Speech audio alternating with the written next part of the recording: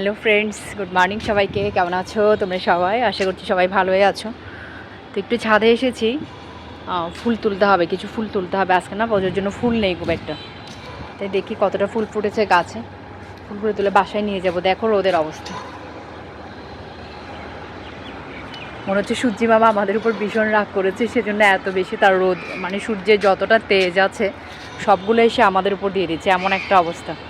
এত রোদ, তাই মাথায় একটু কাপড় দিয়ে এসছে, কারণ এখানে কাপড় ছাড়া আসা যাচ্ছে না, প্রচণ্ড রোদ। তো চলো দেখি গাছে কত ফুল ফুটেছে।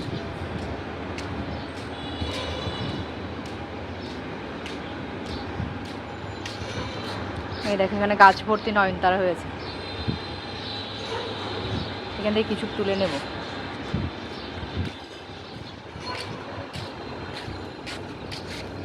জন্যও কিছু আছে।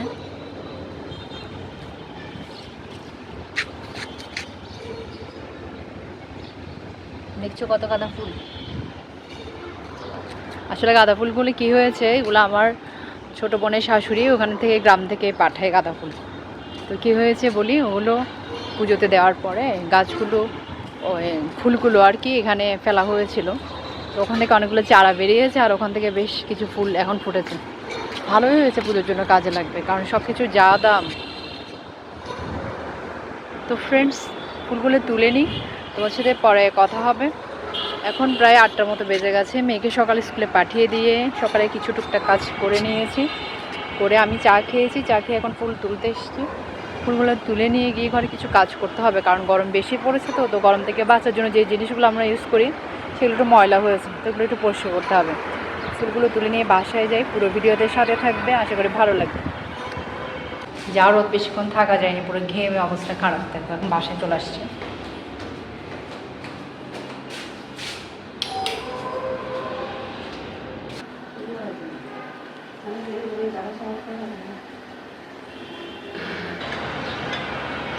আমার গাছগুলো একটু জল দিয়ে নিই।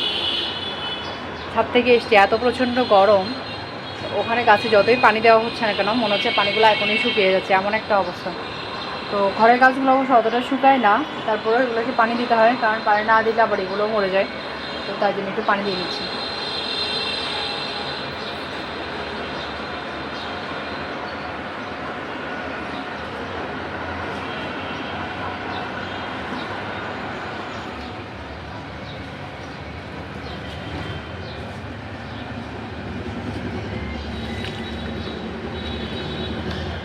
দেখো এসিটা অনেক ময়লা হয়ে গিয়েছিল, তাই ওইটাকে একটু ক্লিন করে নিচ্ছে।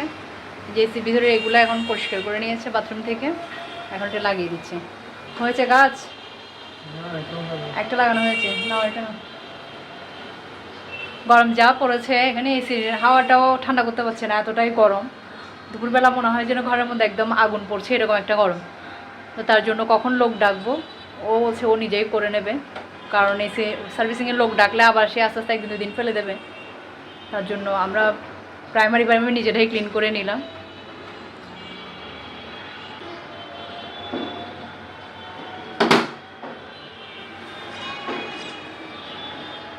যা গরম, ঘামতে ঘামতে শেষে একটু ফ্যানটা অফ করেছি, মানে এখানে ঘামতে ঘামতে অবস্থা খারাপ। বৃষ্টি ভালো করে পড়ছে না, একটুখানি বৃষ্টি পড়লে একটু ঠান্ডা হয় বাতাসটা, আবার বৃষ্টি নাই, তো আবার সেই সেম গরমে শুরু হয়ে যায়। হয়ে গেছে ঠিক আছে, থ্যাংক ইউ। তো ফ্রেন্ডস সাথে থাকো, কাজ করে নিই, তাতে কাজ করতে হবে, মেয়েকে আনতে যেতে হবে, এখন অনেকটা টাইম হয়ে গেছে। তো মায়েদের তো দায়িত্বের শেষ নাই। এখন দেখো ঘরের অবস্থা, কিছুই গুছানো হয়নি, কারণ একটা কাজ করতে গেলে কী হয় বলো তো, অন্য কাজটা থেকে যায়। তো কাজ করে নিই, তোমাদের সাথে আবার পরে কথা হচ্ছে। টাটা, পুরো ভিডিওতে কিন্তু অবশ্যই সাথে থাকবে।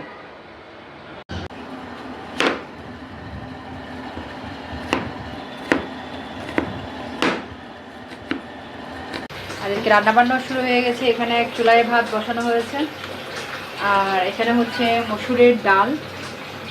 আজকে মসুরের ডাল রান্না করা হবে, অল্প করে রান্না করা হচ্ছে, কারণ হচ্ছে আমাদের বাসায় খাওয়ার লোক নেই। আর এখানে হচ্ছে চিকেন থেকে বার করে ভিজতে দিয়েছি, কষা কষা করে মুরগির মাংস রান্না করা হবে। তো আজকের মেনুগুলি মুরগির মাংস, ডাল আর ভাত অলরেডি হয়ে আসছে। গরমের মধ্যে রান্না করা ভীষণ টাফ, মনে হয় যেন রান্না করে খেতে পারলে সবচেয়ে ভালো হতো। যদি রান্না না করতে হতো তাহলে মনে হয় সবচেয়ে ভালো হতো, কিন্তু পেট তো আর মানবে না, গরম ঠান্ডা তো রান্না তো করতেই হবে। আমাকে যদি রান্না করতে বলা হয় তাহলে আমার দুটো আইটেম সবসময় রান্না করতে ভালো লাগে, তার মধ্যে একটা হচ্ছে মাংস আর একটা হচ্ছে চিংড়ি মাছ। তো এই দুটো আইটেমকে যেভাবে রান্না করতে দেওয়া হোক না কেন আমার ভীষণ ভালো লাগে। তো আজকে কিন্তু আমি রান্না করতে আসিনি, যদিও বা মাংস রান্না করা হচ্ছে তোমাদেরকে দেখিয়েছিলাম। তো আমি কাজ করছিলাম দেখে মা বলল আমি রান্না করে নিই, তুমি বাইরের কাজগুলো করে নাও, যেহেতু মেয়েকে আনতে যেতে হবে। তো মা রান্না করছে, আর আমার মায়ের হাতে রান্না দুর্দান্ত, অসাধারণ, একবার যে খাই সে বারবার খেতে চায় এমনটাই। তো মা মাংস রান্না করছে। আসলে আমি পরিষ্কার পরিচ্ছন্নতার কাজে ব্যস্ত ছিলাম, তো এসি পরিষ্কার করেছি, ফ্যানগুলো পরিষ্কার করেছি, এগুলো করতে করতে অনেক টাইম লেগে গেছে। আর কী হয় বলো তো, যখন উপর থেকে কোনো একটা জিনিস পরিষ্কার করা হয় তখন উপর থেকে যা ময়লা সেগুলো তো নিচেই পড়ে, তো নিচে পরিষ্কার করার একটা বড় একটা কাজ থেকে যায়। তো নিচে পরিষ্কার করতে আমার অনেকটাই টাইম লেগে গেছে, যেহেতু আমাকে মেয়েকে নির্দিষ্ট টাইমে আনতে যেতে হবে। তো এটা ভীষণ বড় একটা দায়িত্ব। আরেকটা ব্যাপার হচ্ছে আমি রেগুলার রান্না করি না, রান্না ম্যাক্সিমামটা আমার মা করে।